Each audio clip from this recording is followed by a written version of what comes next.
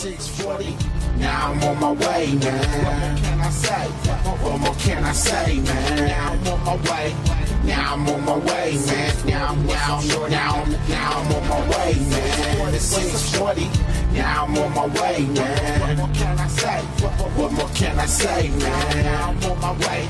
Now I'm on my way, man. Now I'm on my way, man. Step with Orange Johnson, now it's all to the good. The 640 evening show, man, it's all to the hood. Cornelius Green, that's the OG. He the one that got me plugged. So wait, shy-o, man, my music like a drug. That's Scarlet and Gray, all that. Did I make somebody talk about they really wanna stand around? 640, did it get shorty? Did I make the mama talk about she wanna get down? You're presidential, you are residential. Why you look at me like you really want that? Whoa. If you know what I know, or if you know what I know, you be looking like, bro, it's time for you to go. It's the bobbity boobity boobity bobbity ziggity zing ziggity zow. Zoozos and women and zoozos and people be looking like he's putting down. That fire that I really admire. When I listen to the 46 or the 640, your honor, I'm a bomb like Sarah Connor. Do you even know what I am saying? There is a reason they call me Desperado, cause I am about to go Super Saiyan. I said I'm a bomb like Sarah Connor. Do you even know what I am saying? There is a reason they call me Desperado, cause I am about to go Super Saiyan. The 640, now I'm on my way, man. What more can I say? What more can I say, man? Now I'm on my way. Now I'm on my way, man. Now I'm on my way, man. It's 640. Now I'm on my way, man. What more can I say? What more can I say, man? Now I'm on my way. Now I'm on my way, man. Now I'm on my way. I've been grinding all day, hustling all night. Get this music on these streets. I'm trying to do it. Alright, it's not a record try, you gotta do. Listen to me, bro, you gotta act the fool. When you're flipping and flopping and there is no stopping, sometimes you gotta take up his school. Let me calm down, let me chill for a second, cause I'm wildin' out, if you know what I mean. Cause my flows is off of the top of the dome, it's like a drone that's going insane. To the membrane, like I was a cypress to hill. Get 'em up, then I make another brother take a while. This for one, are you for real? I'm crazy, psycho, make you dance like Michael Jackson. When I'm rapping, then I make you grab your rifle. So please tune in to 640, man. I'm the type of guy to take your shorty, and I'm Desperado. Nothing but love, man. I really do got nothing but love for you. Appreciate everything. This one's for y'all. Got you. Thank you. So we go. The 640. Now I'm on my way, man. What more can I say? What more can I say, man? Now I'm on my way. Now I'm on my way, man. Now I'm on my way, man. For the 640, now I'm on my way, man. What more can I say? What more can I say, man? Now I'm on my way. Now I'm on my way, man. Now I'm on my way, man. Hey, it's the 640 Evening Show here on VoxWave.com. Welcome. Now, 640, I had to beat him up in the parking lot. He's getting himself together. Little act right. You know what I'm saying, right? You know, he was like, I don't think I want to play this music. So he's going to get himself together. Robin, I know you're watching. Be prepared. We've got a great show for you tonight. We've got two particular guests. They have a lot to say about a lot of things. And then we're going to see if we can keep them on here for the entire 2 hours so we can have a little round table for the last like 20 minutes or so. Hey, also be looking for, we're going to do a couple segments that we haven't had a chance to do in a while because we had some musical guests. But the most important thing is I'm here. Don't you love it? I know you do. Hey, look, before we go pay some bills, I had to say something about this is, we're going to call this our Thursday Furlough Show. Yeah, Ron, it's about to get deep. Not Mr. Trump, not Madam President. I'm sorry, Mr. President, but you act like a little girl. But look, there's a reason why the furlough's going so long and so hard. There's no reason for a wall right now. He wouldn't be able to build a wall in 10 years. 5 years. That's a long-term project that probably will last past his presidency, even if he got in. By the way, a little side note, he better not get back in. Y'all lost your minds if you think this guy's here for you. He's not even here for this country. He is here for himself and to benefit his own situations. Hey, Donnie, don't forget, make sure you leave the key of the White House at the back door when they kick your behind out. You can send a cease and desist letter. I will not read it. You can come to the house. I will not feed you. You can come to the 640 evening show here at voxwave.com. I will flambe you. I swear to God, you will want to fight, but you're getting a little old, and I still got hands. So this is the deal. We are here. We're furloughed. Most of this area is furloughed. People are starting to panic. Folks, slow down. Don't panic. We're going to wait this out together. You know why? Because he's only trying to stop his own demise. He's only trying to stop, you got it, the big looming guy in the sky. It's not Jesus. It's not God. It's the guy that's going to prosecute him. That's what's going to happen. He's waiting. He's looming. He levitated up. Didn't he, Ron? I saw him last week. He just levitated. I said, I'll just wait up here so he can't get to me. Folks, we are in trying times, but it's not hopeless. I want you all to relax. We got to make jokes about this a little bit, but it's not a joking matter at all. Also, hey, Ron, you know, I was looking at TV on Monday, and I had to touch on this. We got Daoud Baptiste coming in to talk about it, too. But Chris Brown, man, hang tough, brother. You just signed a deal to own your own music. Yeah, that's why they put that show out there on you, trying to get you to get down with the get down. But you weren't even in the same room. Matter of fact, the same building. You get a chance, give us a call, Chris Brown, 240-719-2560. Give us a call, Chris. I know you're watching, man. We love you, man. But, hey, stuff in the past looms over your head. Continue to keep moving forward. Continue to keep moving forward. It's going to be all right. What you think, Ron? You think it's going to be okay? We're going to go to Sweet 16 right now. Hey, we'll be right back after this message. Hey, it's a 640 Evening Show on voxwave.com. We love it, man. Stay tuned. Hi, this is Destiny. You're now in tune to the 640 Evening Show, featuring my daddy, DJ 640. Hey!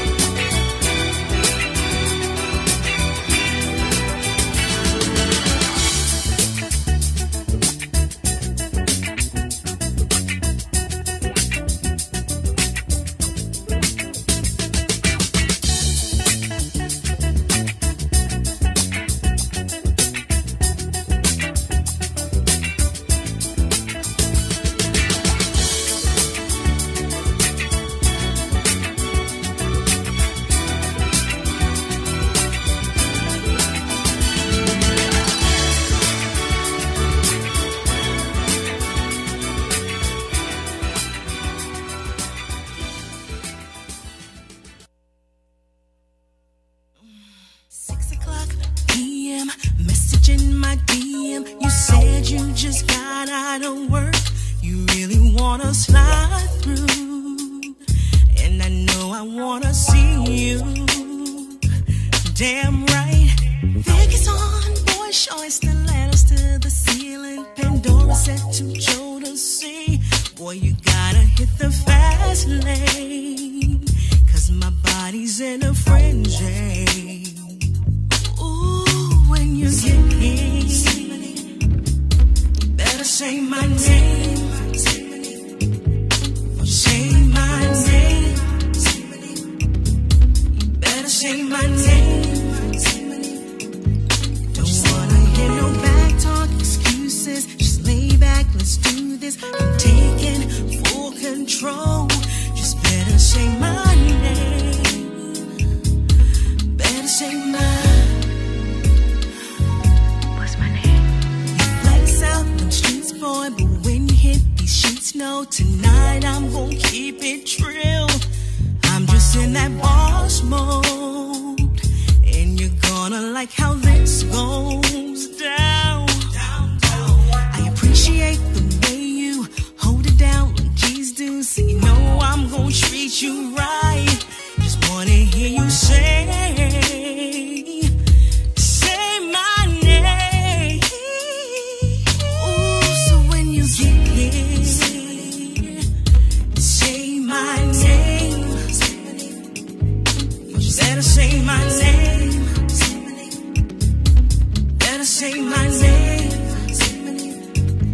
Don't wanna hear no back talk excuses. Just lay back, let's do this. Tonight I'm in full control. Just say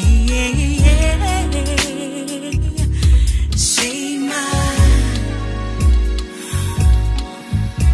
I'ma give it up 'cause I want to, and I never take it back 'cause I want you. We can do it, chop and screw it like it's new, or take our time, bump the ground like the old school. Let you beat it up in the Cadillac, 'cause with the arch in the back, I can take that. Intermission in the kitchen is a no, but we can grind from the side in the studio. It's a ill thing, we in full swing, no measuring up 'cause it be off the chain. But tonight, just relax, I'm ahead of the game. Let it out, baby, what's my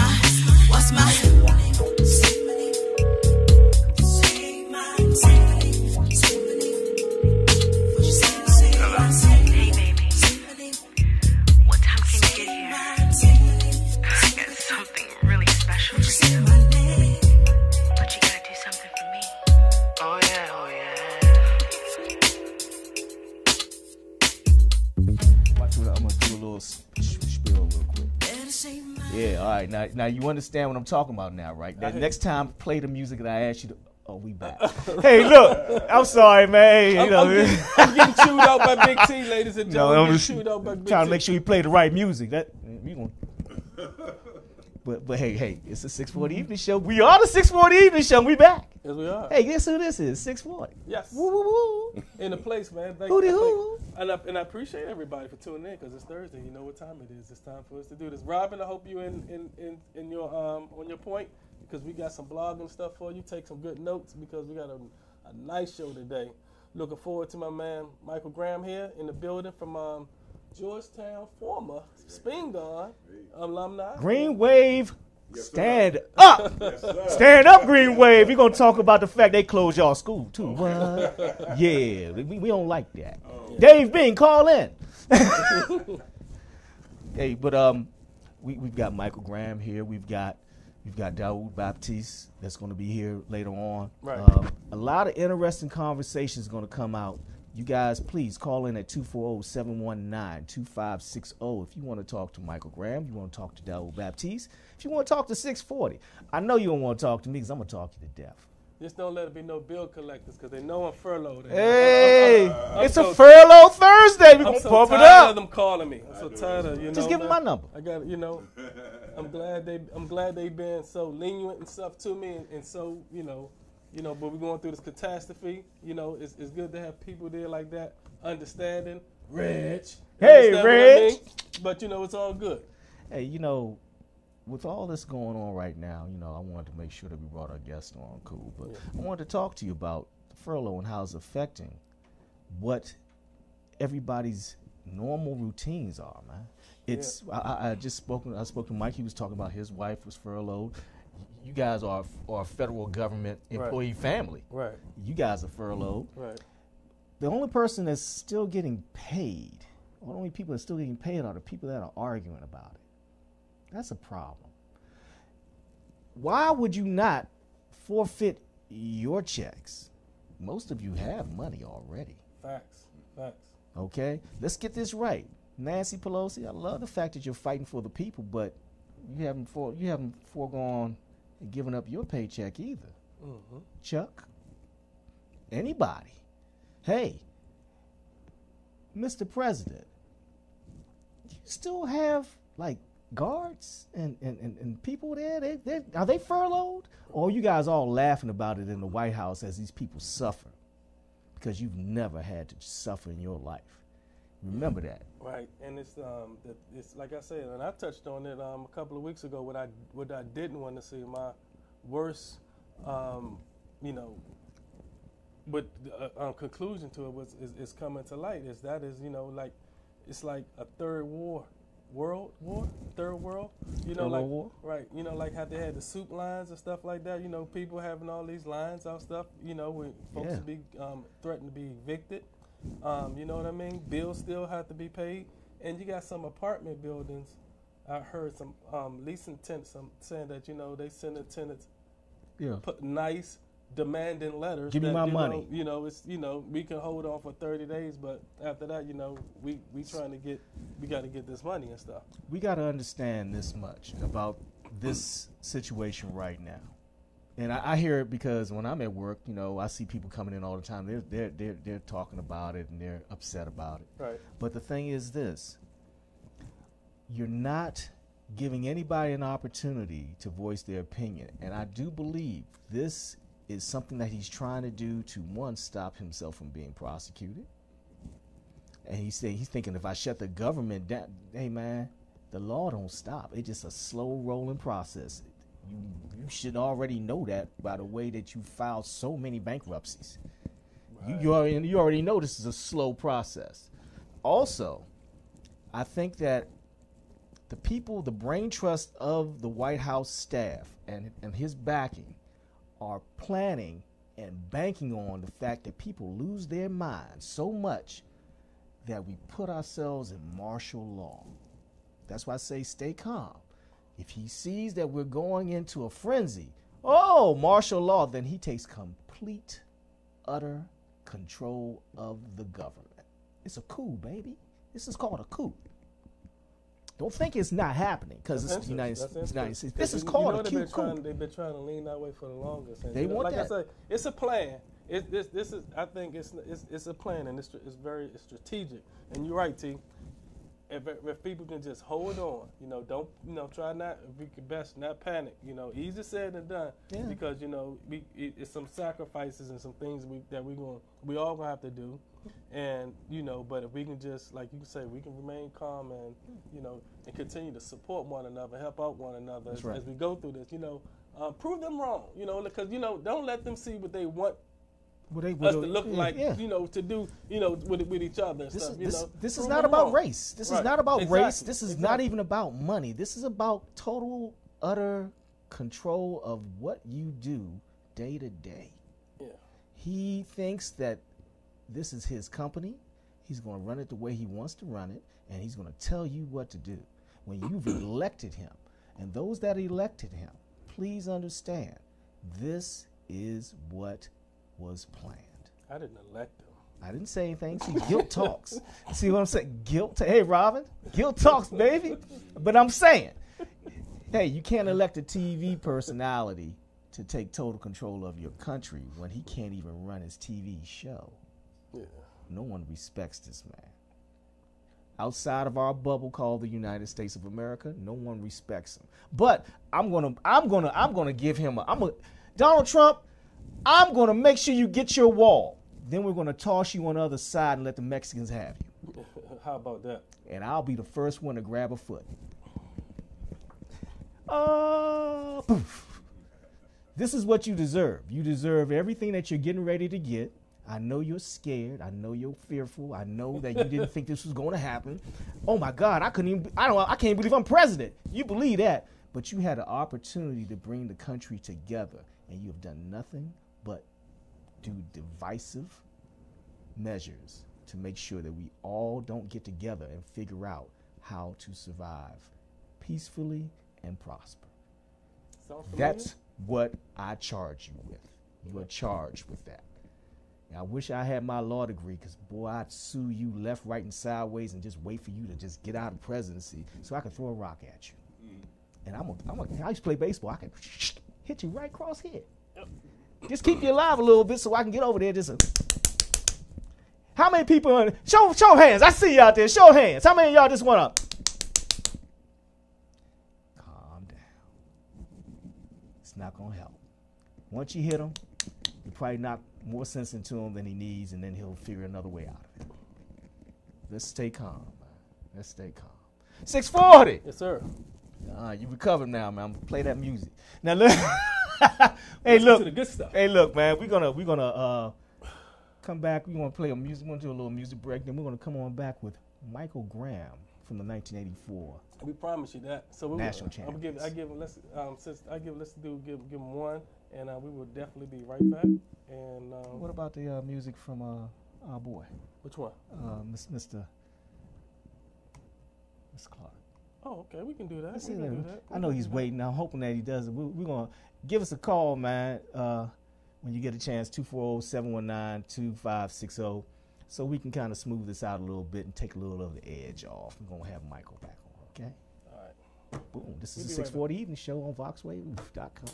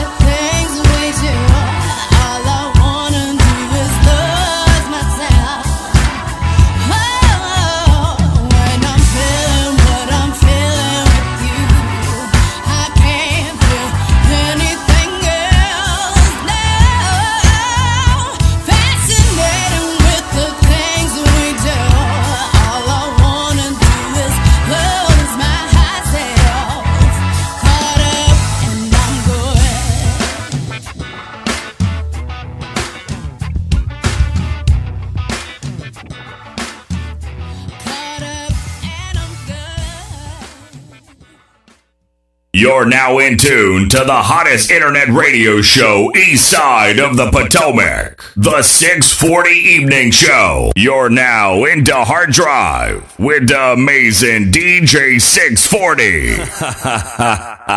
We here at Vox Wave believe that no one in the DMV should go without a coat this winter. So we partnered with Star Imports dealership for this year's annual coat drive. If you have an old or gently used coat that can still be worn, drop it off with us. Vox Wave Studios at 4711 Off Place, Suitland, Maryland, and give the gift of warmth to somebody in need in the DMV. Hey, we're back. Look what the captain drew up. Coughed up, whatever you want to do. I was like, way to go. I molded them back, and look what we have. We got 320. It's amazing. It's a miracle. It's a miracle. No wonder why I was warm today. Hey, man. You think it was warm? It was very warm. Because God knew you were on your way to the show. He was like, I'm going to give him an opportunity to get there. Shout out to the man upstairs. You know, we here live, though. Thank you, Jesus. I didn't know it was warmer now. I'm like under the weather a little bit. Oh, yeah. You under the weather, man? I mean, just I'm fighting. It's raining, you know. It's not your fault. It's not your fault. It snows, it rains, it's hot, it's cold. I took these pills, Iraq. Oh,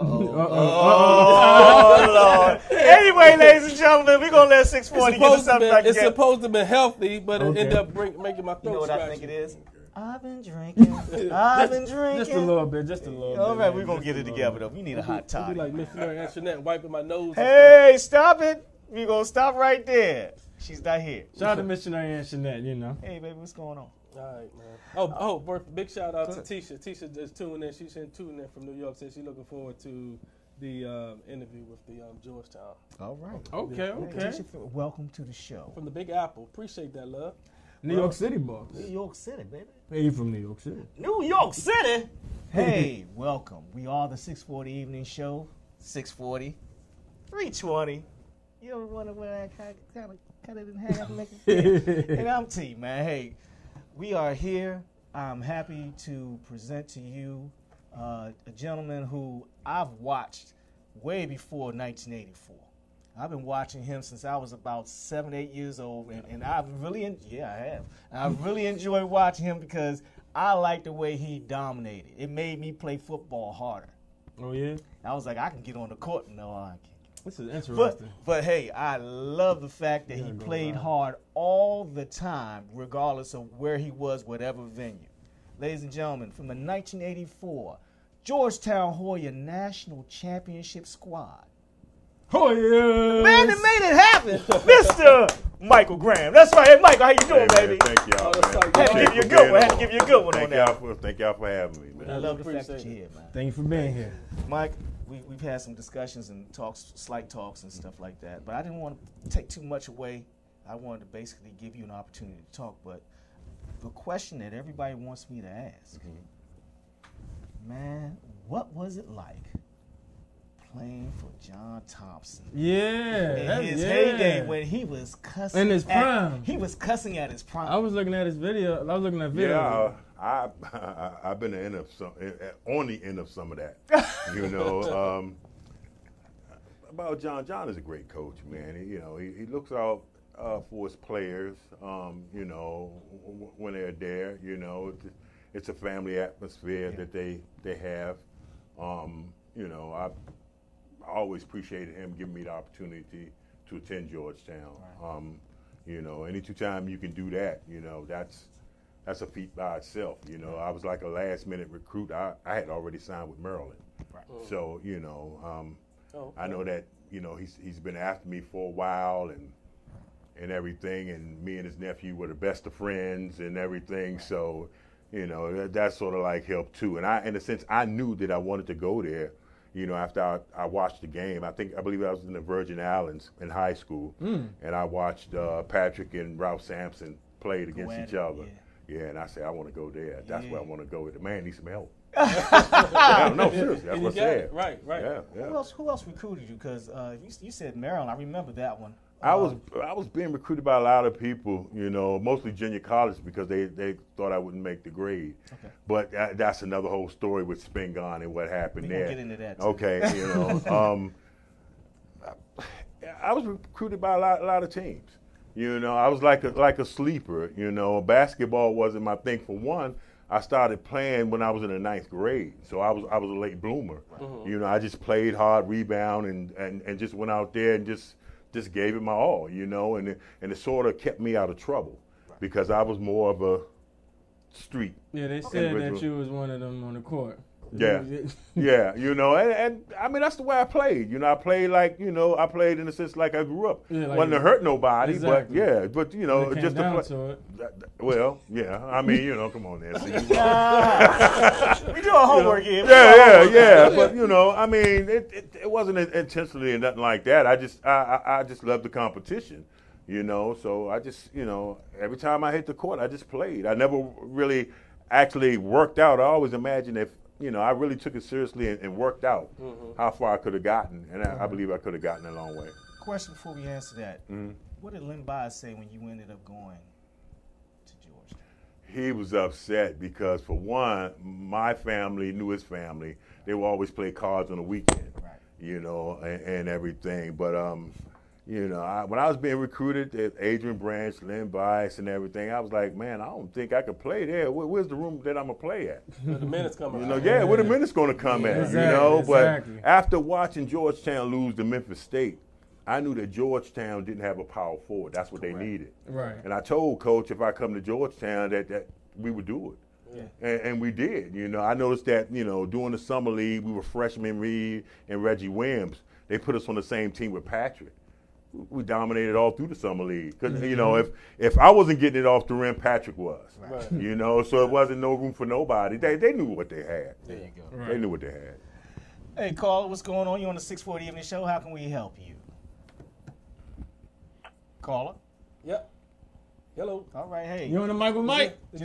Just remember, Well, when you call, I Say give you hello. one chance, Say and then hello. I'm moving on. we got him. Did they hang up, Ron? Hello. Hello. They're going to let them go. So, they'll come back. They'll come back. Hey, but Mike, when you was in the trenches though, you know, them especially I'm gonna keep it 100. Them white boys down there, they ain't want to mess with you. What would you say? Get off this ball. I didn't do much talking. I didn't talk. It was always more action. Right. You know, I didn't want to talk because then they would have talked back, and I didn't want to hear that, and I know they didn't want to hear from me. So, you know, I just always I had them feel it first. Right. You know, Right. Once they feel one of these chicken wings, Exactly. You used to throw them. Yeah. Was you like the Ralph Daltons down there, Pat? You know, you play Ralph Dalton? Yeah, Pat, he was on the team too. Yeah.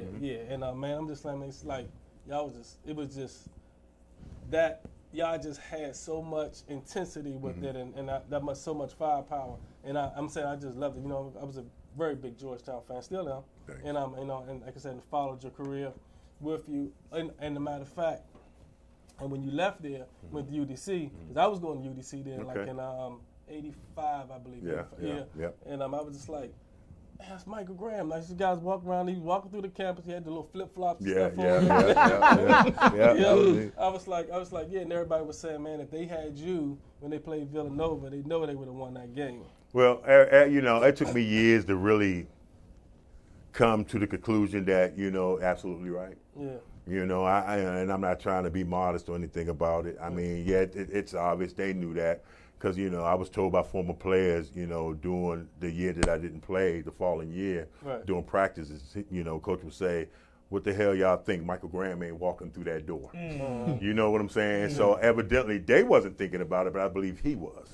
You know, I know he was. But over the years, we turned out to be very good friends and everything, you know, really close to the family. They're good people, you know. Everybody has their ways. Coach is a guy from the old school. You got to earn it. Right. You know, if you don't earn it with him, the hell with you. If you ain't going to do it, the hell with you. So, you know. Get him right too. Hey, Carl, this is 640 Even So. What's going on with you? Hey, fellas, how y'all doing there? All right. What's going on? All right. What's up, Mike? It's Peanut Parker. Hey, Nut, how you doing, baby? Everything's pretty good. Right. Yeah. I was just piggybacking on what you're saying about the power forward.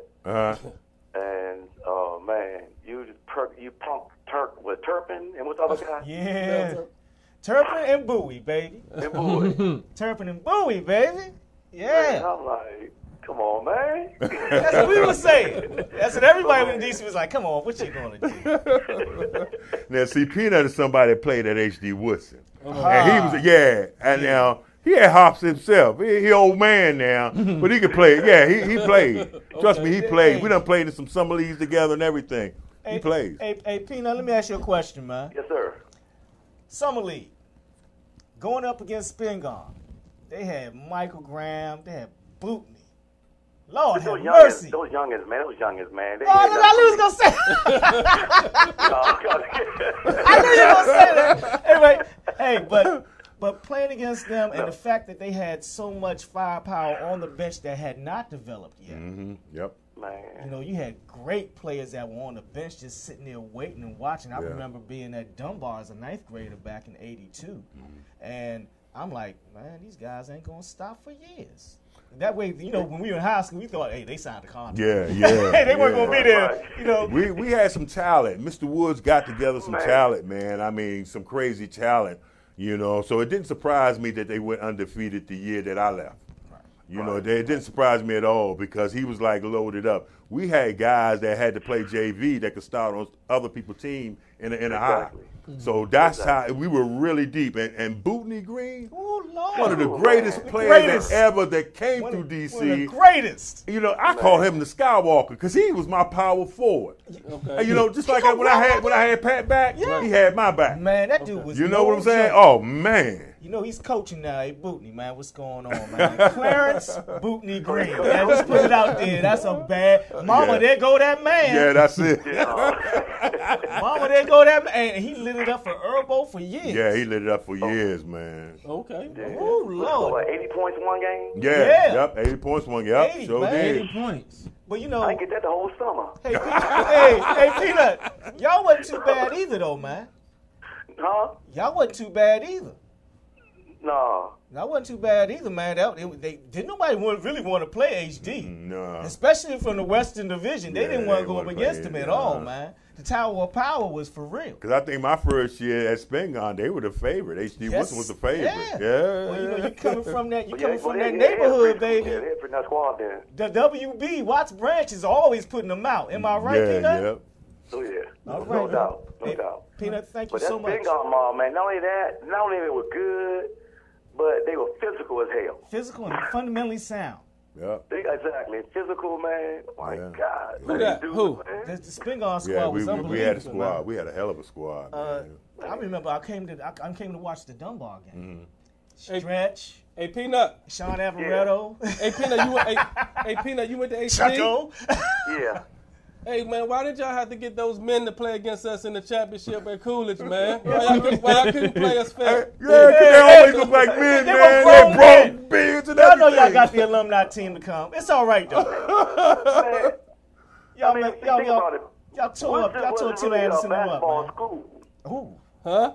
Wilson wasn't a basketball school, a football school. Yes, yeah, it was. So football. I we think had to go out and bring some dudes in that's 2025, you know. At least you meant it now. It's over. How you gonna be Spingarn with kids? You can. You couldn't, man. But, you know, everybody at that time, and we're getting into this, going back into the high school. Peanut, I'm glad you called. Yeah.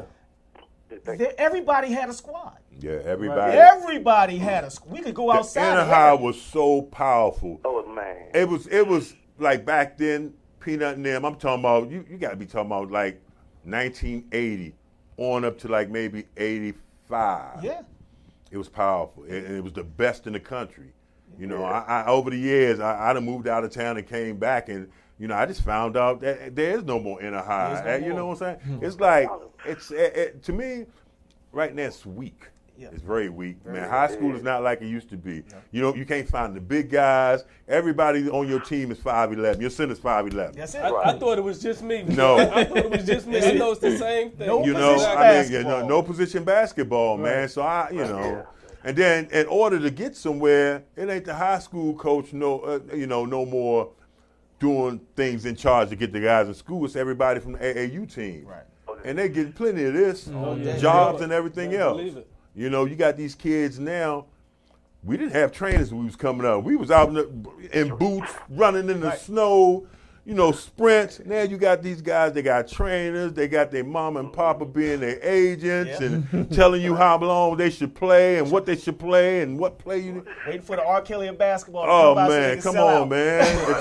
I said it, I said it. Yeah, it's crazy, man. It's crazy. When I was a sophomore at Coolidge, because I left Dunbar and went to Coolidge, and you guys, man, came to M.M. Washington and turned it out. And that's what we had. We didn't even have the real backboards. We still had the half moon backboards. Yeah, I remember the moon. I was like, oh my goodness, man. Yeah, I had to bring them from the ceiling. Yeah, should we leave now, or should we just stay here and pick up our dead and go home? Yeah. But it was amazing. I was in awe of how unique every team in the inner high was.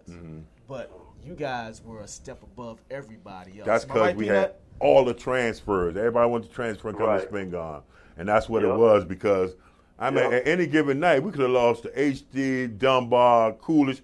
Them teams were that good. They had they were that good, man. Dave Butler, yeah, Dave Butler, Milt Newton, Tim Anderson, Sonny Red, right? Wally Lancaster. You know what I'm saying? So I mean, well, even the Catholic schools, the Mather, Mackins. You look at Dominique Presley, may rest in peace. Man, he used to drop, man. We had fits trying to check that guy. I got in trouble at Dunbar my freshman year. Because I went to the early Spingarn Dunbar game, and Sean Avaretto didn't have the greatest game that game. And I said, Sean, what happened? I just got stuff thrown at me all day. Shut up, we ain't going to talk about it. I said, but you getting, I was like, you know what, I'm just not going to talk about it. I'm going to transfer. That's how I went. So, but you guys were a staple in the D.C. history of basketball. And Peanut, I'm glad you called in, man. Thank you so much, man. All right, thank you. All right, Nut. Okay, all right, buddy. I'll be good now. All right now. All right. Now, let's talk about this real quick, and we're going to go to a break. You're an alumnus of Spingarn. What is the feel about the fact that they closed your school? You know what? This DC has changed so much over the years. It's gentrification. And sometimes I think that, and that's what I'm talking about. I mean, how can you close a school with so much history, rich history? They say, oh, we didn't have enough people, because normally a school like that, you got to have like 700, 800 students. Right. Back in the day in the 80s, that's what we had. But before they closed, like a couple of years before they closed, I had worked over there. I volunteered over there. And man, we couldn't even fill up a third of that school. So but they could have moved it and still kept the name or something to keep it open. But they chose not to. I mean, why couldn't you close down Phelps and bring it over? Spingarn bigger school. You could have did what you did at Phelps. And brought everything over. But, that's how they do it. And I think it's more, like you say, gentrification and a money thing. It's a money thing. It's money. It got to be money, man. That neighborhood over there is worth a lot of money. Yes, it is. With that golf course. And it got history. That's what I'm saying. We got the history. That's it. Hey, man. That's it. Yep. All this time I didn't even know Spingarn was closed. Yes, man. Been closed for what, 6 years? What is it with the football field and stuff over there? It's still there. Yeah, but other schools use it. You got to make a call and everything and reserve it to use it. And they had just fixed up the field before they closed. I'm like, why you gonna fix up the field and you close down the school? That was crazy. Yeah, that's backwards. Yeah. Yep, they got the streetcars parked up in there, which nobody rides it. I mean, nobody. That's why it's free. Nobody still rides it. I mean, it's not worth it. It's a waste of money. It's really not for us. They ride it. Right. It's not for us. It's not for us. Yeah. My mother was a graduate of Dunbar. She graduated in '59, and she remembers streetcars. My mother too. And the streetcar went from the bridge all the way to Georgetown. On 8th Street, yep. That's So right. we should live on 8th Street. That's right. I remember when the buses was DC Transit. Yeah. And I remember seeing the streetcars come through there. I remember when King got killed and they had the riots on 8th Street. I was living at 506 8th Street, and I was looking out the window. You know what I'm saying? I see all these National Guards. Yeah. And I remember that. I remember that. You know what I'm saying? And that's something. I'm like, wow, it changed a lot. You know, I remember down the street there when they had a People's Drug Store. Yeah. Then it became a Safeway. Yeah. Then it became a Murray's, and then who knows what it is. You know, everything it's all changed. Everything's changed. They're going up. Yeah. I wanted to get your feel on that because there's a lot of Spingarn alumni out that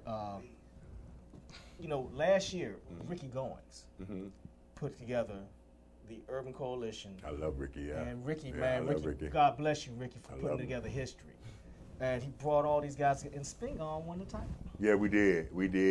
The first year we won the title. I was at that game, me, former Coach John Woods, assistant Coach Burrell, and we were proud, and Bootney led us to that victory.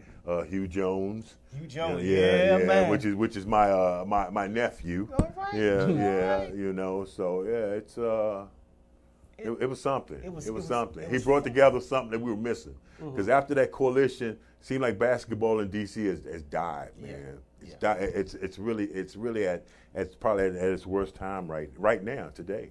It's amazing to me that I watched about 4 years ago. I watched the H.G. Woodson Warriors put together an undefeated season, and they were legit. You got a couple of guys that are playing on the team at Georgetown now that are members of the squad. And I'm looking at it and I'm like, this is what they brought a feel back. They were kids that were from D.C. They had a couple of guys, 6'7", 6'8", exactly. And they had a really good squad, and they went undefeated. Now they got to play everybody, and they got an opportunity to beat some really good teams. Yeah. DeMatha is no longer in our league. They don't play in the city title game. Right. They were mainstays of. But I started seeing people just gravitate towards this team like no one else had in years. And it was because of, Kurt Smith and his summer league. The summer league at Berry Farms, the Goodman League. And you had the opportunity for the kids to play in those leagues as up and coming rising seniors. Exactly. Which galvanized, wait and see this, and then next thing you know, they go undefeated. I don't think the city and I don't think that team and those players really understood the magnitude, right? The magnitude. You guys just blew up the spot. Right. For real, you from DC. This is a basketball city, regardless of if you got superstar football players. So it was fun to watch that. And a buddy of mine, his son played, Clint McCoy. His son was playing on that team. So I was happy to see that happen, man. But what we're going to do right now, we're going to we got to take a break. Okay. All right, we're going to come back and we're going to talk a little bit more about Georgetown basketball in that season. And I want to talk more about what you're doing now as well. Okay. And also we're going to come back a little bit more with Mike as, this guy, he's a, 640 like to go, play a couple numbers, but you don't know what this guy did. I'm gonna give you. We're gonna find out. We're gonna get that number, man. Get that bag. We can need that bag. Where that bag? Where that bag? Where that bag? Where that bag? And bag. Another thing we're gonna talk about Mike is about, he actually was under the coach that invented the triangle before. The coach really was the triangle. The triangle offense. About that. If we can, Mike. Man. Sure can. All right, 640 show, hey, we'll be back in a little while, I'm man. going nowhere. Me. Yeah.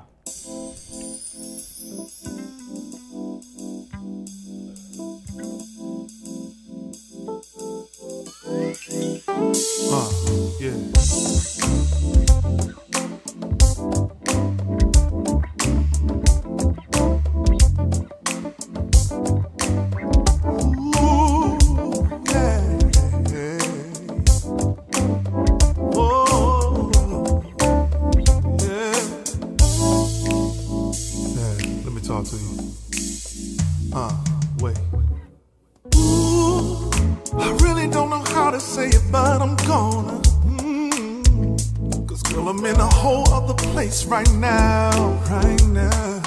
See, there were different situations trying to tear us apart, and I almost let it. Cause I didn't want to face the truth about love, and how it has so many ups and downs. And there were plenty who would have their own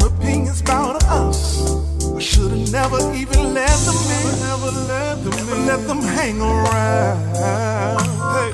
And if the truth be told, I would have walked away. If the truth be told, you would have let me go. Ooh. And if the truth be told, you would have walked away. The truth be told, I would have let you go. Yeah. Wait. There were times I truly thought that we were over, yeah. 'Cause we would fight every single night. Ooh. And I remember secretly wishing you would just leave, so I could easily justify not even trying, no. Love is strong, yeah. And I knew better. Girl, you're the best thing a brother's ever had. And even through the hardest times, we stay together. And I'm not about to give up on you, girl. Don't give up. Love is all we need, so don't give in. Love is all we need, and don't give up. Love is all. Love is all we need.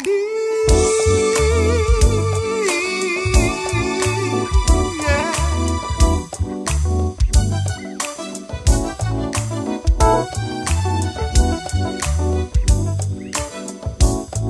If the truth be told, if the truth be told, I would have walked away. If the truth be told, you would have let me go. You would have let me go. If the truth be told, you would have walked away. And if the truth be told, I would have let you go. If the truth be told, if the truth be told, it stands for let me go. You would have let me go. If the truth be told, you would have walked away. And if the truth be told, I would have let you go.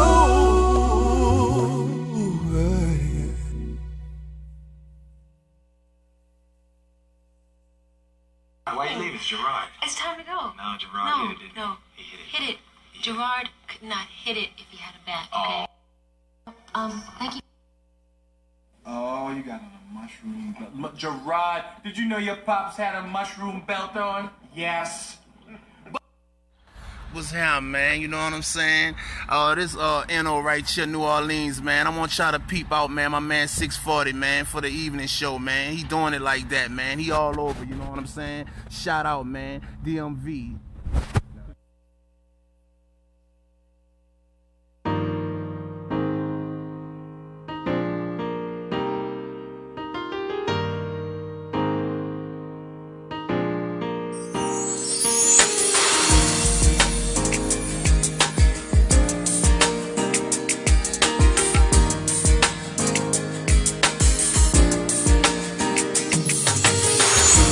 Been a long time trying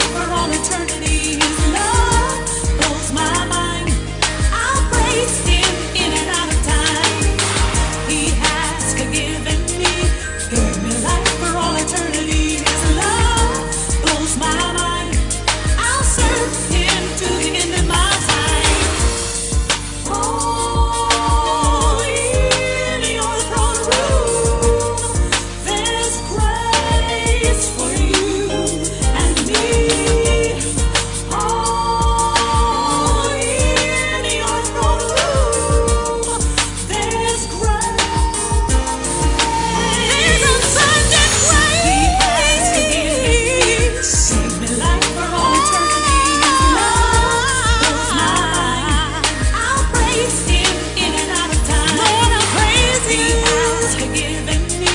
You have forgiven me. His love blows my mind. What you did? What you did on Calvary? He has forgiven me. Gave me life for all eternity. Thank you, Lord. Thank you, Lord. Blows my mind. You care for me in and out of time. You're my Father. He has forgiven me. Gave me life for all eternity. His love blows my mind. I'll serve Him to the end of my time. He has forgiven me. Gave me life for all eternity. His love blows my mind. I'll praise Him in and out of time. He has forgiven me. Gerard. What am I going to do with you? All right, I guess we're going to play phone tag. Anyway, I'm calling you back. It's about 20 minutes to 5. Don't look like you're going to be able to make a trip today, so hopefully we can plan for something else. So give me a call back. I'll talk to you later. Bye. About 8:30-ish, and then we're going to try to get through. Ooh, yeah. Oh my, oh my. How else should I feel when I think of all the special things you do for me? Think about you, baby. Then I smile in amazement, 'cause your love is like a river opened up to me. Girl, I need you. To me, there's no place I would rather be. Hey, and I make this vow to you, 'cause baby, you mean the whole world to me. So, shall I say, I am so in love with you. I am so in love with you. You're so amazing. You're so amazing, babe. I'm so in love with you. You know I love it. The way you know just what to do, babe. Just what to do, babe. I feel it. Your sensuality. Yeah, we're back. I hope y'all enjoyed that music. What's up, 640? You okay? Yeah, I'm good. 320. Just we go to a break. He laid down the foundation. He be eating. You all right? You good? You Don't talk right now. I'm good. No, they keep enjoying the phone. I'm great. I want to get just like I said before we left off the show, man. I want to talk about this. Like it might I know if you don't, I don't want to kick it out, put it all out there and everything like that, man. But how did it feel? When that ticket came up, I heard that you got real lucky on the DC lottery. I was general manager for Rent-A-Center. Rent-A-Center? Yeah, and I had went over to another store on Georgia Avenue to get some more laptops because my store was out of them. And so, I had to use the bathroom. So I decided to stop at this gas station. And I'm like, well, damn, maybe if I buy something, he'll let me use the bathroom. But I didn't see anything in there I wanted besides a bottle of water. And then, I was like, I didn't want anything to eat, so I just decided to get a ticket. And come to find out, he didn't want me to use the bathroom. So I had the ticket. I wound up going back to my shop, and I must have had the ticket in my wallet for like maybe 8 days, 9 days. Mm-hmm. I'm thinking maybe I got a couple dollars on it, and I can, probably, get me a cold beer or something. Gotcha. So I'm glad I didn't walk over to the store and try to cash it. So one day I went home, and I was falling asleep, but I was listening to the 10 o'clock news, and they was calling off some numbers. And they called off one number, and I said, well, damn, I got that number. I said, man, but I probably ain't hit it. So my friend, which is Coach Thompson's nephew, called me and said, Beast, you played the number today? I said, yeah. He said, man, somebody hit it. They looking for somebody in D.C. that hit it. He said, why don't you check your numbers? I said, man, I got to go to work in the morning. I got inventory. Call me in the morning. I hung up on him. So I get up in the morning. My brother-in-law from North Carolina called me. He said, hey, man, what you doing? I said, I ain't doing nothing. He said, man, somebody got lucky with a ticket, man. I say, really? He said, yeah, in D.C. I said, send me them numbers, man. I'm going in the shower. So I go in the shower. I come out the shower, and my brother-in-law, he texts me the numbers. So I got the ticket, start looking at it. Whoa, whoa, whoa, whoa, whoa, whoa, whoa. I got sick. I got sick. I went back to bed. I balled up like, yes, I got sick. Yes. You know, and I was like, well, damn, my brother said, man, you sure you don't want to go? You want something? You need something to drink or something? I said, nah, man, I'm physically sick. And so my best friend wound up calling me again. And I was like, man, yeah, I hit it. And he said, what? He said, you okay? I said, yeah. He said, man, you want me to come over or something? I say, nah, don't come over. Right. And before you know it, I'm laying in the bed. I done took all work. We got everybody coming through the door.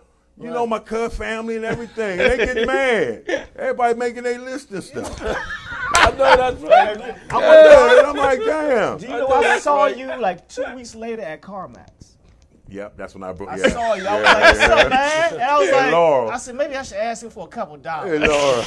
Hey, Mikey, that's nah, he too big. I ain't gonna ask him. Yeah, Laura. And I just couldn't believe it, man. It was like, wow. So, you know, it was good and everything. I wound up going back to school, getting my bachelor's, you know, spending money on my kids, buying a house. Good man. You know, good I did everything right that I wanted to do, but nobody else cared about that I had kids. Right. You That's know, crazy, after ain't taxes, it? money Ain't don't that- go far. Exactly. Yeah. You know what I'm saying? So, you know, I lost some friends, I gained some friends. So I hear that. That's life. I hear that. Yeah, Mike, I heard that. I was reading about you. You said one of the first persons that you called was John Thompson about it. I called him, and I let him hold the ticket for like another 7 or 8 days at the basketball. Oh man. I signed it. I made a copy, but he took the copy from me, so I guess he's gonna put that in his book. Okay. You know, because I wanted the copy. But yeah, I wound up calling him and everything, and you know, It all worked out. Huh? Yeah. Did you pick your own numbers or did you let the machine pick? And I let the machine random- pick it. the randoms. The random. Hey, that's a clue. Message. Stop trying to win. Just go ahead and play. Let it ride. Let it Let it ride. ride, baby. That's what's up, man. That's what's up, man. I do the 3 digits and the 4 digits. You know, every now Oh, and then. he's and stuff. successful. Yeah. He's a professional. I'm Professional. usually good with that for once a month, but you know that's anything. You know, you don't want to get too addicted to that. Man. Yeah, you don't. It's just like the casino. Because I'm gonna tell you one thing I did. You know, one thing I did, man, I started, you know, them $20 tickets. You I started buying them gambling joints. some more. Man, I started buying them joints. They wasn't even open yet. You Like get 5 you at get a scratch time. tickets? The Scratch offs? Yeah. Wow. $20 scratch offs? Yeah, man, I was buying them. They wasn't even mobile. I'd be like, give me those, give me those, give me those. You know. Did they work? Did you get $100 off of them? I ain't no Straight real duty money. or something? No real money. Folks, when you man. win, take your money and keep it. That's Keep it. your money. Don't give it back to him. Oh, you be claiming them on your taxes as gambling losses. That's what's up, Mike. And, Yeah. And you know, hey man, you know, congrats to all that, Thanks, man. You man. know, absolutely, man. It's good to hear that, you know, real life story from that somebody. You know what I'm saying? And I get that connection with. So hopefully that. Look, I mean, you know, maybe some of it rub off on me Right. tonight. You know, but it'd be all good. I love that. I'm trying to make sure it's like deodorant. I'm Right, gonna yeah. That's what's up. And what I want, like I said, also what I want to know about was how, you know, you was with Phil Jackson before Phil Jackson was Phil Jackson. Before, you know, how was that? That was in Seattle? That was something different. I got drafted by Seattle Supersonics, and everybody said I should have made the team. Maybe I think so too. So what they did, they wound up sending me to like their farm club, which is called the Albany Patroons in Albany, New York. Phil Jackson was the coach, and playing for him, man, I mean, it was weird, you know. But you think about it, man, it's Phil Jackson, you know. I mean, we were doing yoga, we was reading books, you know. But I don't know.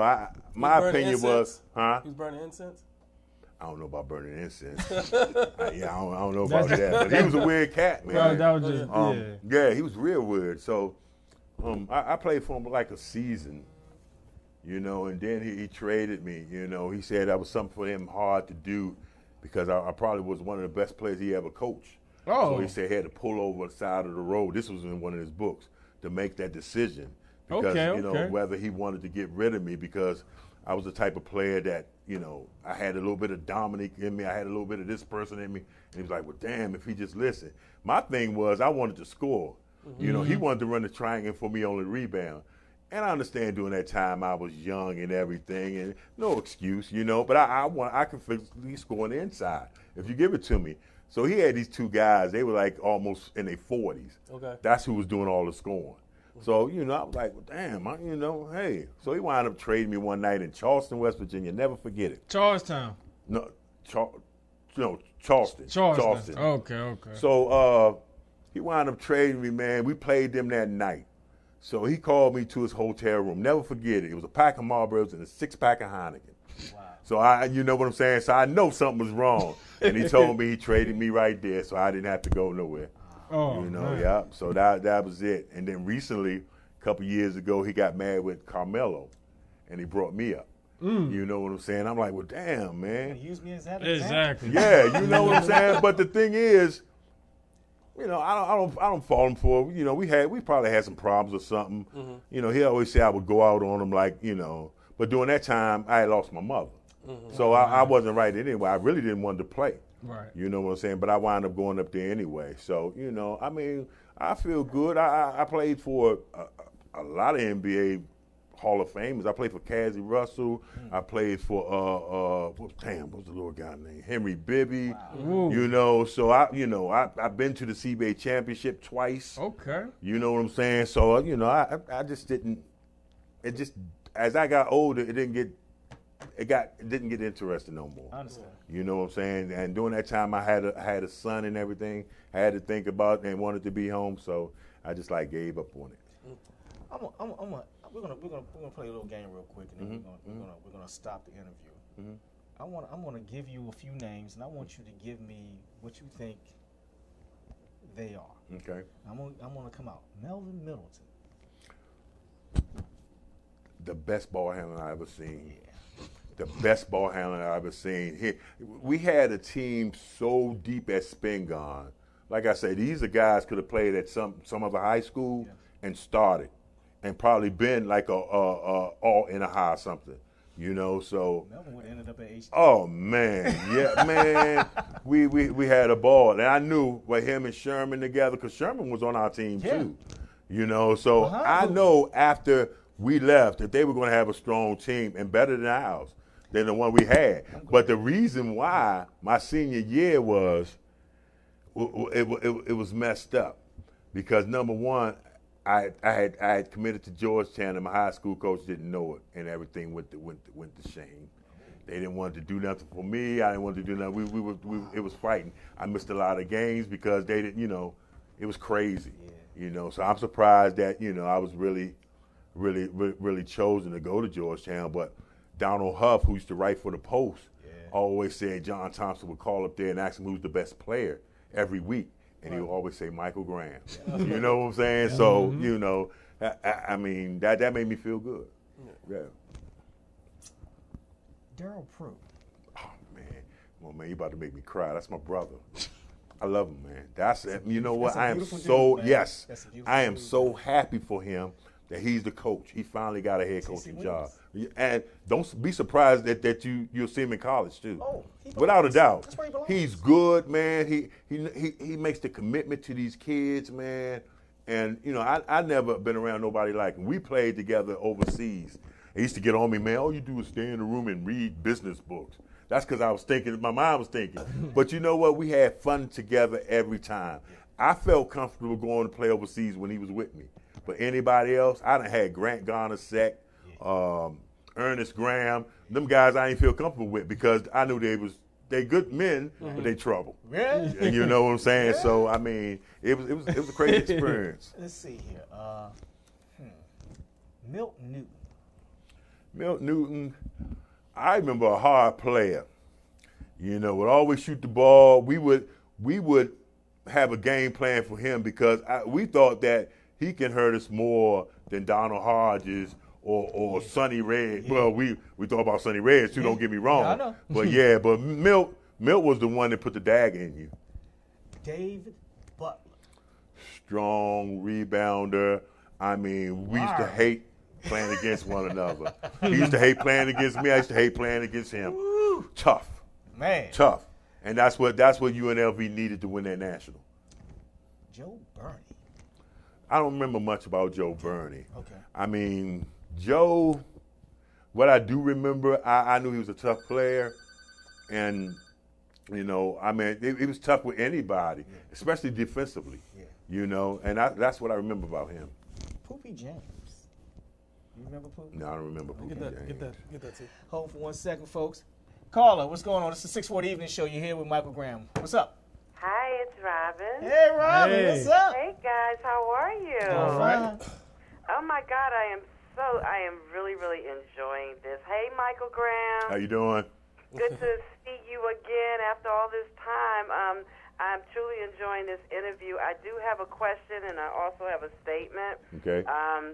This is Robin. I don't know if you know who I am, but I do write a blog and a review for the 640 Evening Show. Uh-huh.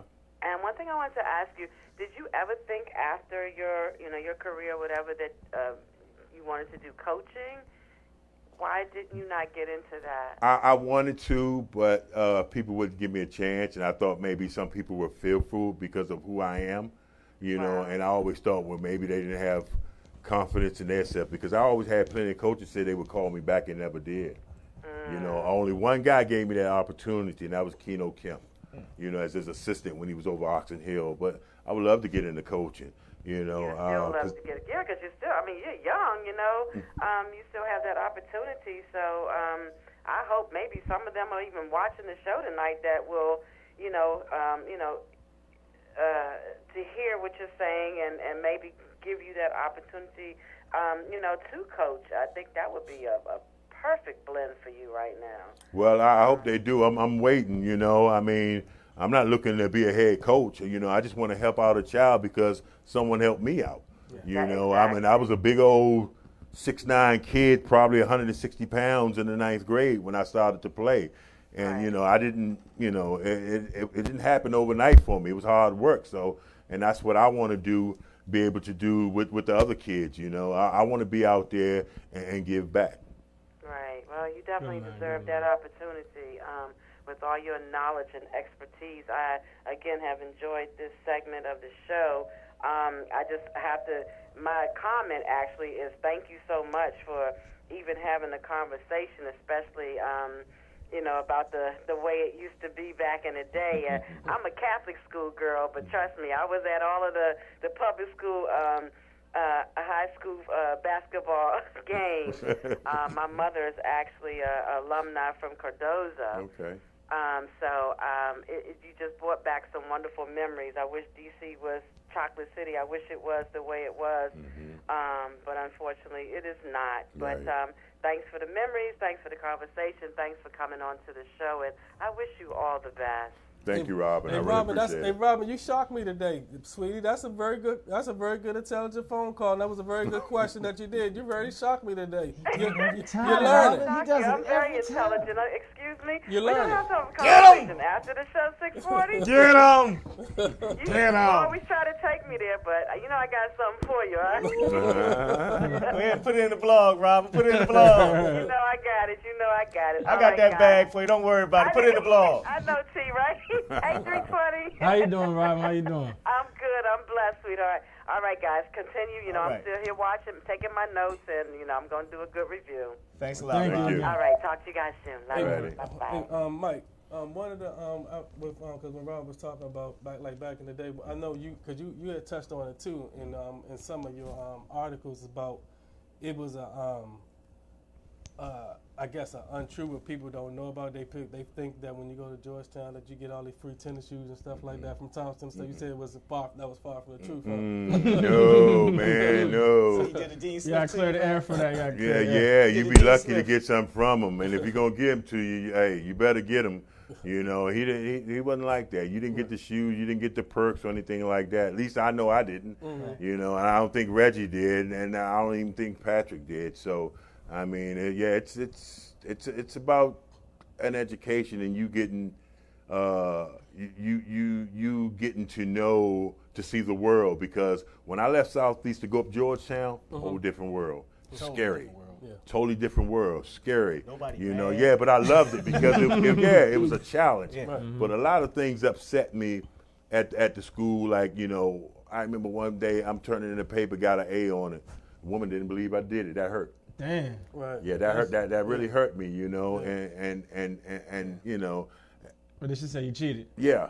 Of course. Yeah, you know what I'm saying? That really hurt me. A lot of stuff, you know. And like I say, it's a lot more stuff, basketball-wise and everything, but I'm letting all that come out of my book.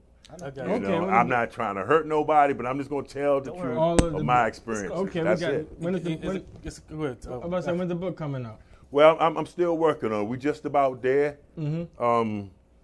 You know, I still got to speak to a few more people. Maybe some people don't want to talk.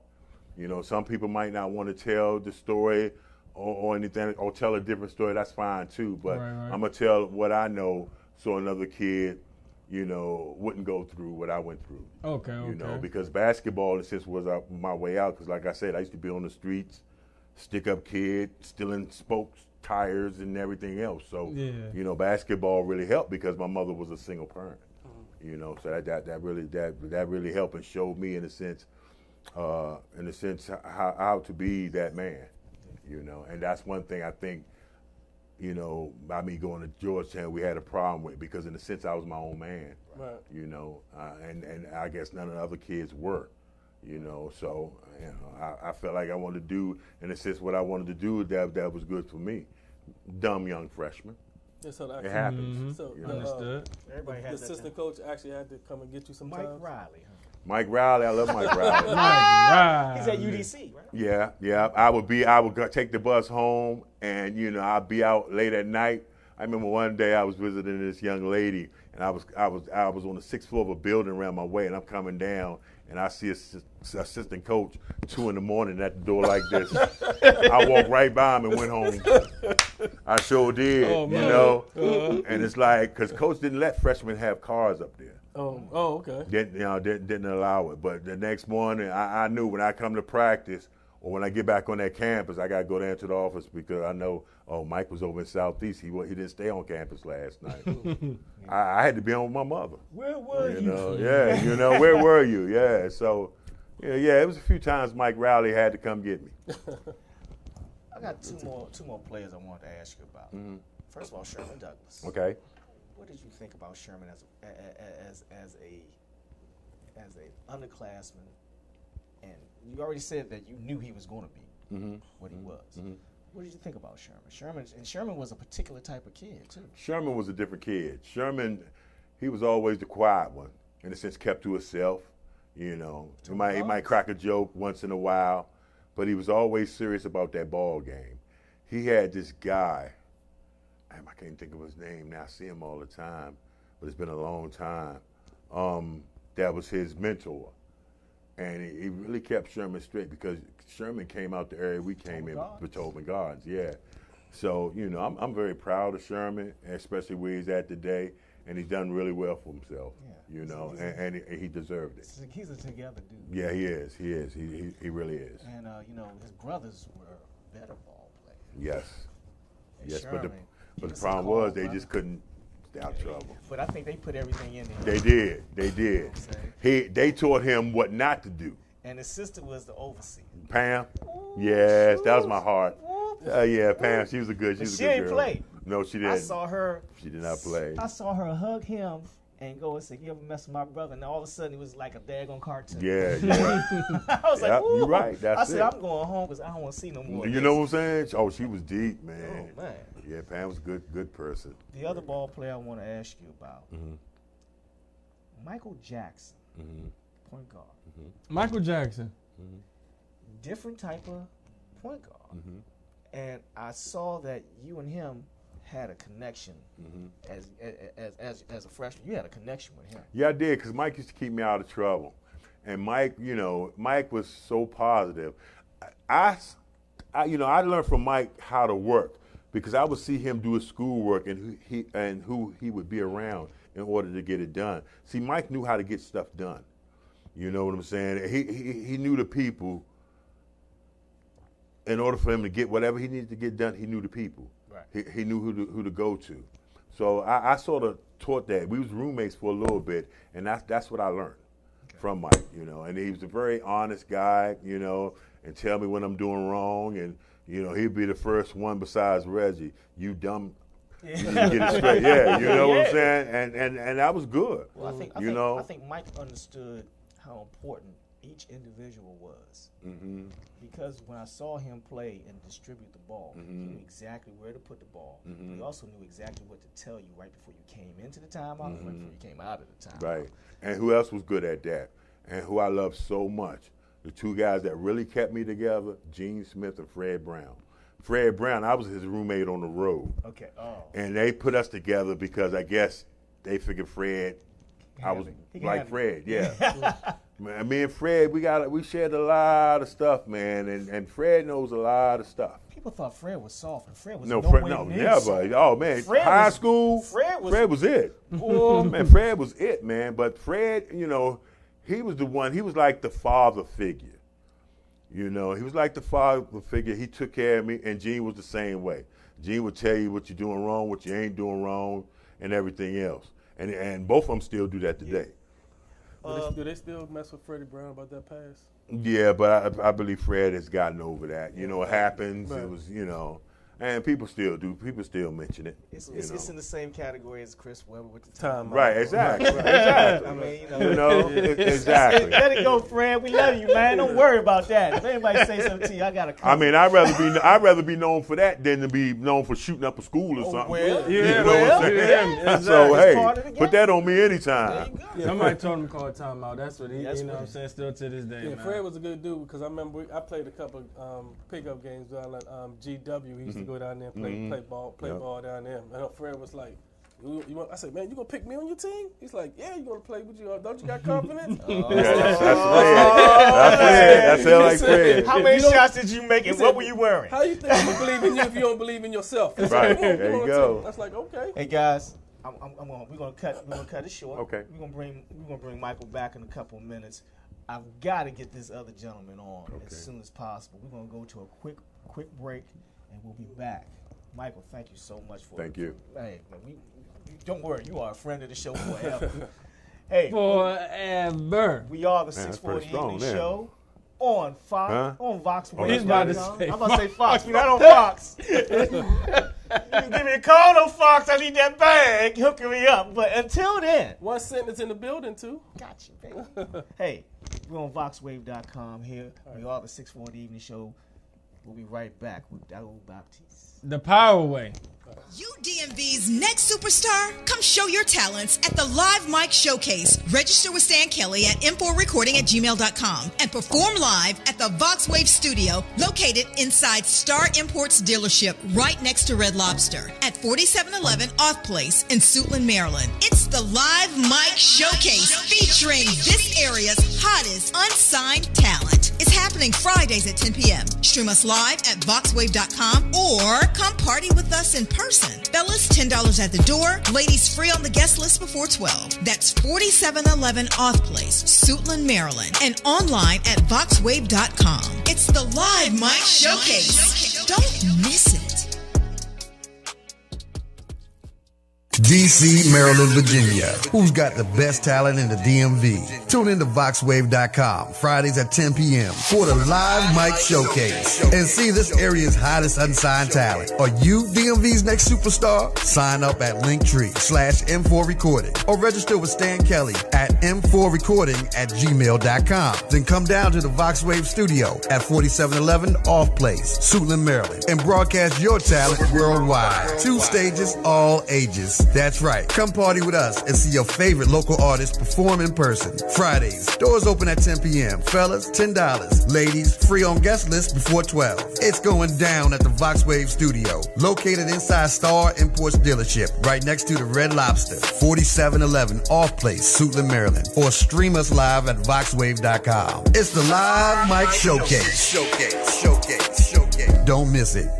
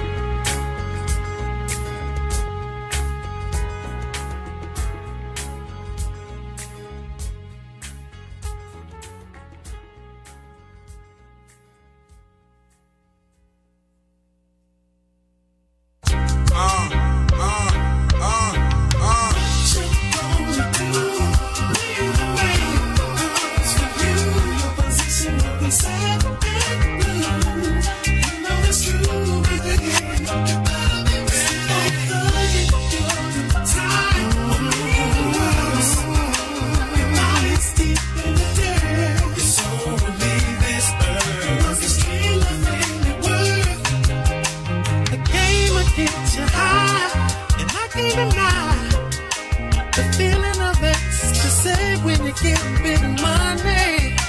The feeling is so elated, but you never know when you're moving the blow. Who's a ride or die? Cause your main man 50 grand and switch the side. He makes some side deals that he's ready to squeal on you. What you gonna do when the man comes for you? Baby, you know that's true, baby.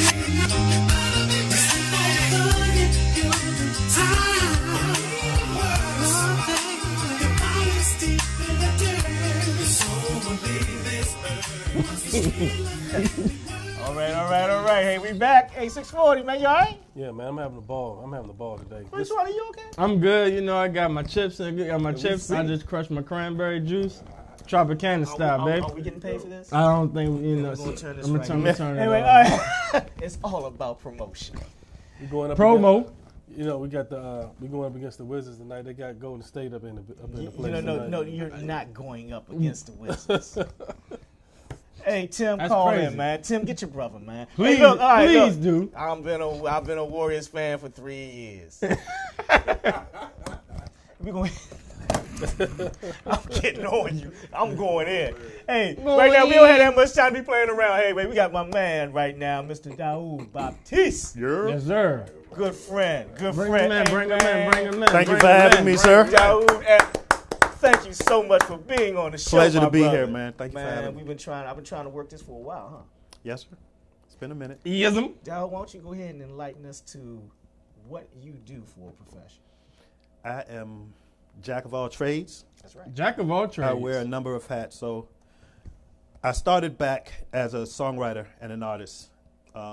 We did a deal that was a subsidiary of Bad Boy. Take that, with Bad Boy. Sony and Epic. Yeah, to take that guy. Take that. Sean Combs. You had to go get no cheesecake or nothing, did you? Nah. Oh, good. We don't get cheesecake. We lived in Puff's house. We were part of a management camp, I guess you could call it. It was, me, my brother Usher, and a few other young artists. And, gradually went on from there and became more of a songwriter. That's kind of where Nonchalant came in. I had an opportunity to write for her, and I wrote the title track for her album. And I became disheartened with the industry after coming back from a tour where one of the label execs told me, listen, there's some people in high places splitting up your publishing and you're not getting paid. So that's when I started to learn. That was the first time I quit the industry, and then came back to do management and brought in Raheem Devon and Rich Harrison, a bunch of dope people, and ran into another issue with, I don't know if you guys ever heard of certain things happening at high places. In order for you to reach certain plateaus, you got to do certain favors. I came face to face with that, and damn near smacked the nigga that brought that shit up to me. Yeah. Real talk. Mm-hmm. And I quit the industry again. Dang.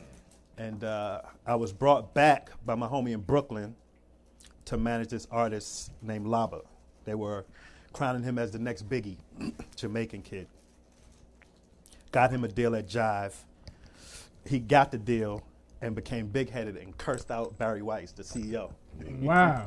He cursed out Barry Weiss and Birdman in the same day. Wow.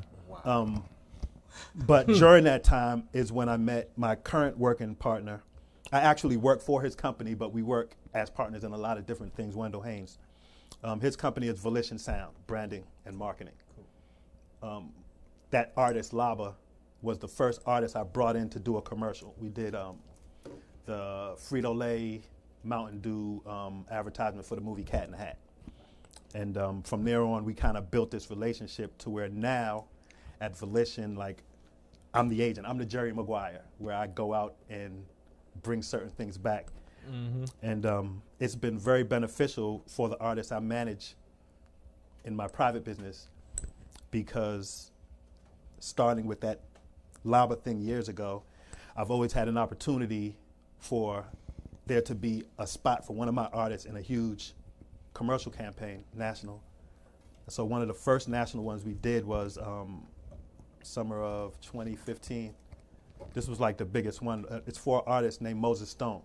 Now, he grew up in Southeast, and he went to do The Voice in L.A. He was on Christina Aguilera's team, season 2, and went really far. But he started as a rapper. She taught him how to sing. And this McDonald's spot came up. And to get these spots, you have to be a workaholic, which he is.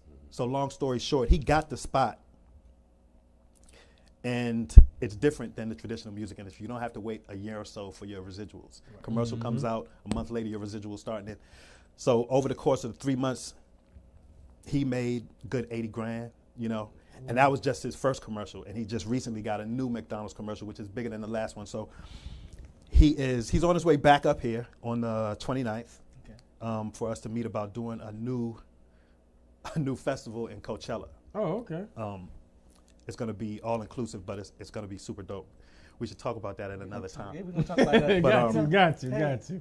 That kind of is the embodiment, the quick embodiment of what I've done. I've gone from artist and songwriter to, I don't know what you would call it now, but I call myself a consultant, and I am, you can go see on the website, felicioussound.com, where I'm on there. Long way to Power 3. Power of 3. Man. You see how I glossed over and didn't even mention that? I got you. But you know what? I see Gabby Mo all the time. Man, Gabby's my dude. That's I don't get a chance to talk to him because he's always got people around. But I remember you at Coolidge as a bright-eyed freshman. Hey, what we gonna do? You going to class because we don't get nothing but trouble out here. You know, it's great to see how you've developed, not as an artist, not as a business person, but as an individual and as a great person. Thank you, sir. You've always been a great person. I appreciate that, bro.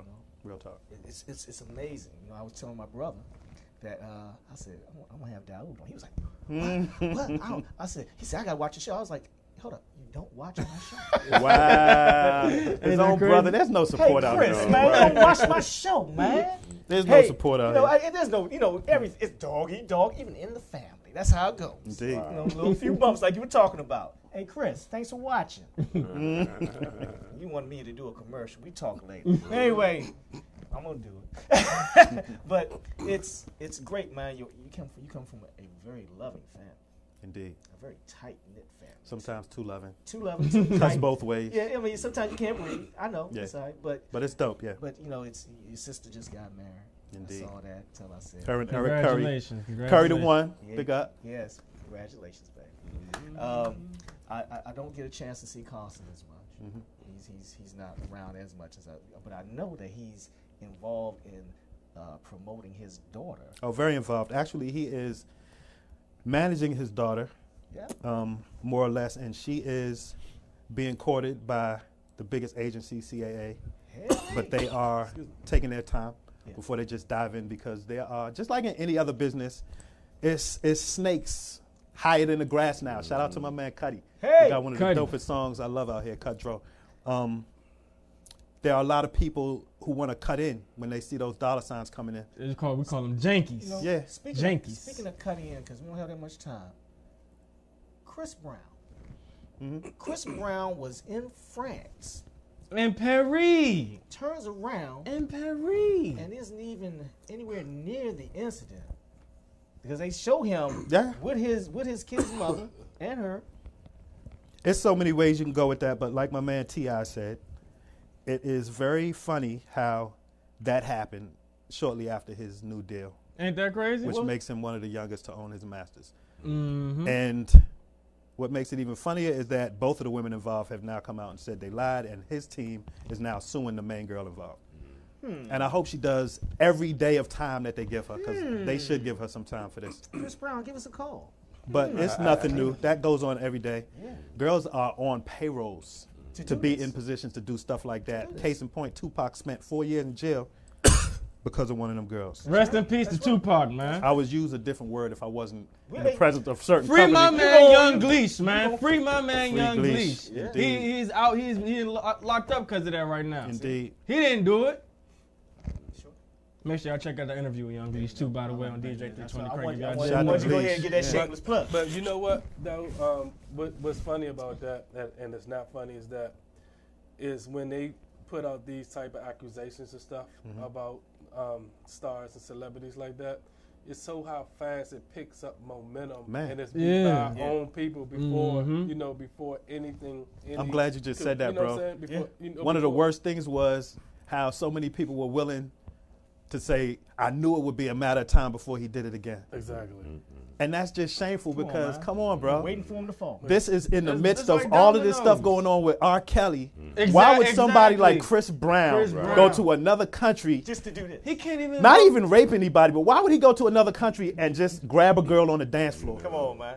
Right. Come on, man. You can't even grab a girl on the dance floor if you that type of star. He's our Michael Jackson. Thank you. Exactly. And that's why the deal he did, because it's a lot of other people, Master P and all of them did deals as young as he was where they owned their masters, but none of them had the promise of longevity that he has. Right. He's going to be, despite that, disregarding the hand of God coming down, interrupting anything, he's going to have the next 20 years as a superstar. Absolutely.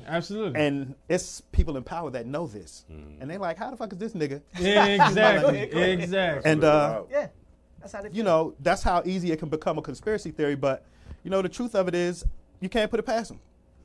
It's Chris Brown. Hey. And you might as well be saying it's Michael Jackson. Simple as that. Simple as that. I want you to know one thing. You are coming back to this show. Say no more, bro. I'm down. down. Make sure that you're here at least once a month. Because we got to get some information that is legitimate to the point. No doubt. And I've been trying to get you on the show for years. I'll take the blame for it taking so long, but tonight, it was your fault. It was my fault. There you go. I didn't know it was going down tonight, bro. I just knew you were setting it up for next Thursday. Man, I know. I looked at your thing and I was like, how this chick says tonight? I was going to take blame for it. Bro, I had just smoked a spliff. I was preparing for the evening phone calls and emails. I couldn't leave you hanging, bro. And I'm glad I came through. That's why I love you. You've always been that dude. This man saw me with my kids in the metro and was like, hey, that's what I'm talking about. Real looking talk. around like that. Is he famous? No. I'm not. Leave my kids alone. All right, Daoud. Oh, man. It's about support, man. Hey, you've always been there. And I really appreciate you, man. Shout out to my man, Young Uptown. Give it up. Michelle Blackwell. Hey, baby. Cuddy. Gabby, what's up, bro? There's so much talent here. And before we go, Eric Curry, I was telling you a moment ago, we did the ESPN look for the NFL Countdown. We're getting ready to do this dope NBA look for the ESPN with Eric Curry from UCB called Buckets. Okay. Where he's going to be playing drums and buckets, and we're going to bring in certain artists to do the song for the NBA. Oh, that's dope. That's dope. We got a call right now. Hey, this is 640 Evening Show. What's going on, caller? Hi, it's Robin. Hey, Robin. Hey, Robin. No me. Same girl that called I just wanted to speak briefly with Daoud, Baptiste. Hello, baby. Music, awesome. Will Say it you again. do something else? I mean, I know you in the background, bringing other artists in and doing it on that level, but will you continue to make your music that we can enjoy? My own music? Yes. No. No? Never again? Well, I do write for certain Okay. people, but I write, it's going to be more on the commercial side of television shows.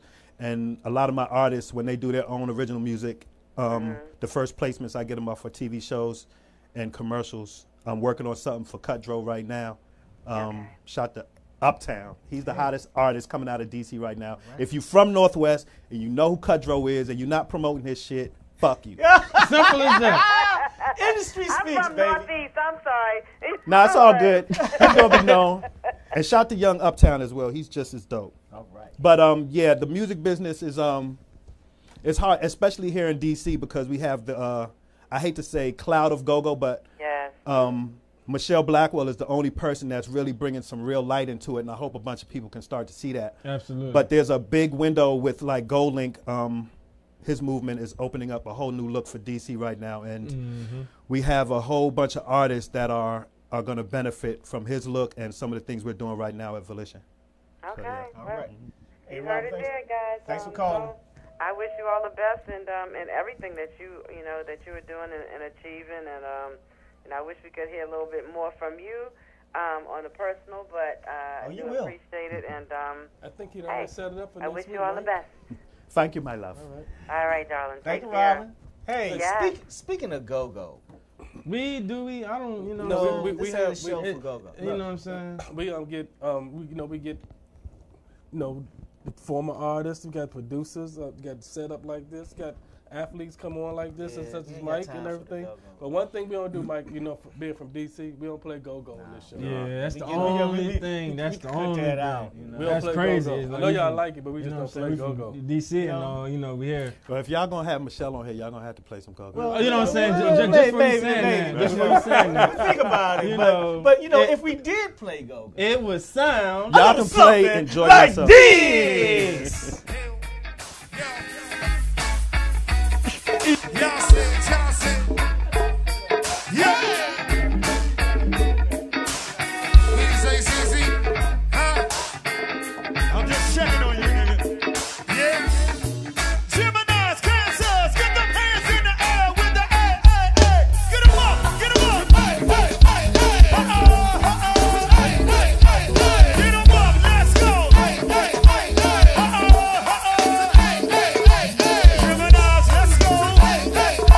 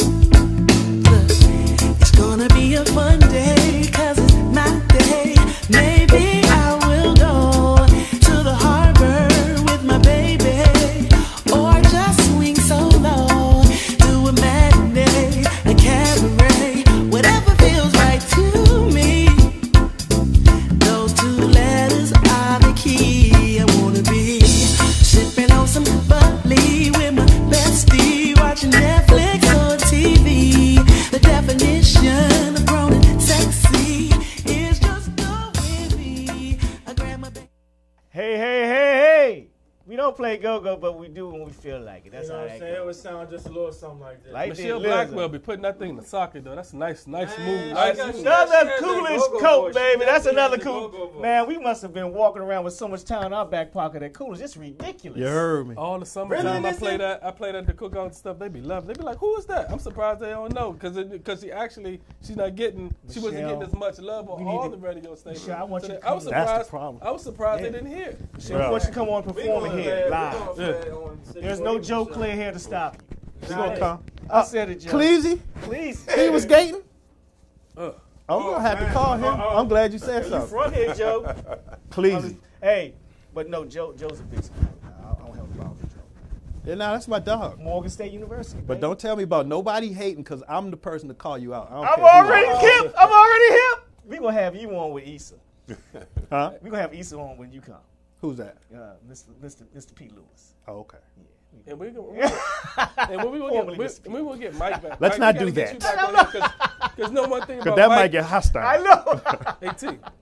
Because you know one thing a little about Mike, because Mike, it's been a long time, far in between that I even see you do interviews or anything like that, my man. And like I say, we so much appreciate this from you today, man. You know, absolutely exclusive. Like I said, I thought I was blaming T last week on myself. I said, damn, I messed that up because I didn't get to the promos and stuff. Oh no, I had an accident in my garage, man, and it freaked me out. Ladies and gentlemen, that was kind of slick the way that he threw me under the bus, and I was actually driving. What?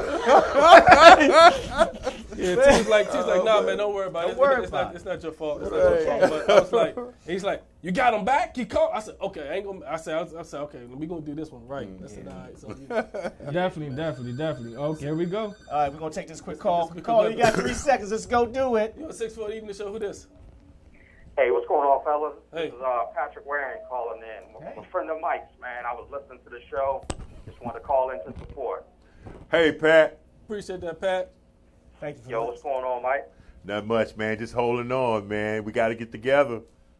Yeah, definitely, man. Want to get up and look. I've been listening to the show since the beginning. Also wanted to give a shout out, man. I think you guys have an anniversary coming up on that championship as well. 3-5. Yeah, we do. Me and Gene and a few others talked about it. We don't know what the school going to do. Hopefully they do something, but who knows? We just have to wait and see. But if they do, we hope we're a part of it.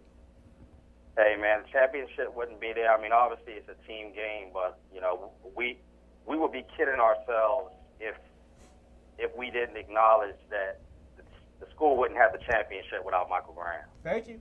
Message. Yeah. Hey. Facts. Hey, Thanks, Pat. Pat, I'm working on a deal right now. If the school don't want to do it, the 640 Evening Show will have the reunion right here. Simple as that. There you go. All right? And we don't need nothing but a little production. That's all we're doing, a little promotion. Straight like that. Hey, Pat, thank you for calling, man. I really appreciate it, man. We're running a little short on time. Hey, All right, Pat. Hey, Mike, when y'all do the in the college, do y'all get like rings and stuff just like the Yeah, we got a ring. We won the biggest championship and the national, so we got rings and watches for both. Oh, man, that's all right. Nice. What's up? You know, this has been a great show. I'm proud of both of you guys because I'm looking at people that I've been watching or knowing for over years because I got a great beard now. Right. But, I keep telling T to cut it. I'm not cutting it to the Bruh, front. embrace your gray, bro. I let it go. I let it go. I'm not worried about it. I got a date tonight. Yeah, it's all about the pimping. Don't worry about it. Hey, let it go, baby. Hey, but No, it looks good, though. the thing is this. We've been doing this show now for about 7 years almost. We've all had to step off and do our own little individual things and our own family stuff. You guys are more than welcome to always come back and access the 640 Evening Show for whatever you need to promote. Thank you, brother. Whatever you need to promote. And I encourage you to always check with us, man. Let us know. We will let you do it the way you want it. Okay. And Mike, you mentioned something about doing your own thing and stuff up here. Hey, our doors open. We definitely would love to have you here. What? So you know what I mean. So we that'd be talked great, about that. man. You know what I mean? One thing. I gotta have you guys back bring some guys on. We're gonna do March Madness. Okay. Yeah, We can do that. Just let me know. I'll let you know. I'll give you a call in a couple weeks. Yeah, we can get it done. Yeah. And I will bring my Nikes that time. Cause damn, I want Mike to sign my Nikes and stuff. I was like, oh man, you know, I forgot. I still got the Georgetown. Wow, man. Hey, Daoud, thank you so much, man. Oh, thank you for having me. Thank all of you for having me. We didn't get a chance to do everything we wanted to do. Indeed, I got here 2 late. hours goes by fast. Now that's my fault. That's my fault. Did you do that? This time I take the beef. Okay. I'll thank you for that. Hey, you got it. I'll be early next time. I expect you to be able to come on back in here soon. Say less, bro. You know, say we're getting cut off right now because they running us like we on the Grammys. Hey, they started playing the music. Take it easy, take it slow. Don't forget I told you so. To the Heavenly Father and my mother above, may we all learn to live in peace and love. I said from the east to the west with a shout. Turn those problems over to the Lord, ladies and gentlemen. He can work it out. I'm DJ 640. That's Big T. That's 320. Michael Graham was in the building with us today. So was my man Daoud. And like the infamous would say, good night, y'all. What's that man's name? Please remember, we stand on the shoulders of people who came before us. Always. That's it. For that reason alone, this is why I say it. Thank you, Petey Green. I'm all churched out, hurt and abused. I can't fake what's left to do. Truth is I'm weak, no strength to fight, no tears to cry. Even if I tried, but still my soul refuses to die. One touch will change my life.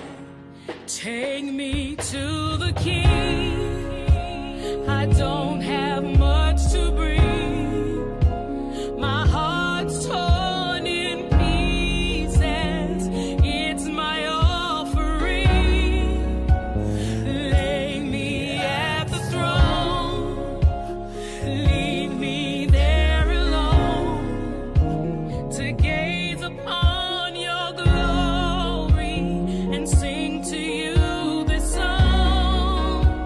Please take me to the